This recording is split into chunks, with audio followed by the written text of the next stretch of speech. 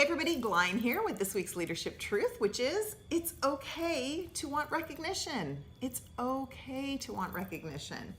I read something recently from another very well-known leadership guru who said, leaders don't seek recognition. Leaders give recognition. Okay, fair enough. I totally get that. But you know, if frontline people need so much recognition, those frontline people are the same people who ultimately become managers and leaders, right? So do you just stop one day wanting recognition? Of course not.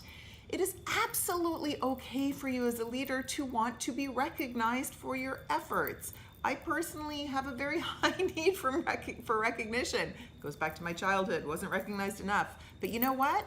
We all have different forms of the way that we like to get recognition, and that's really the key thing. Recognition doesn't mean proclaiming your name from the top of a mountain, unless that's what you like, but it can be just acknowledging the work you're doing and the impact you're having.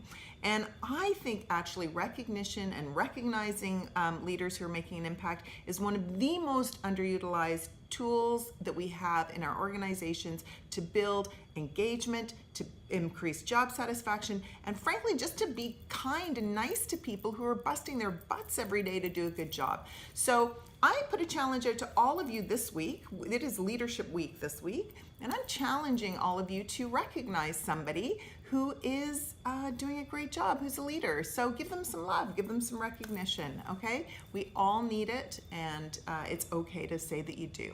Okay, thanks so much for tuning into this week's Leadership Truth. I will be back again next week. Another truth drops on Tuesday, and I look forward to seeing you then. Thanks everybody, happy Leadership Week.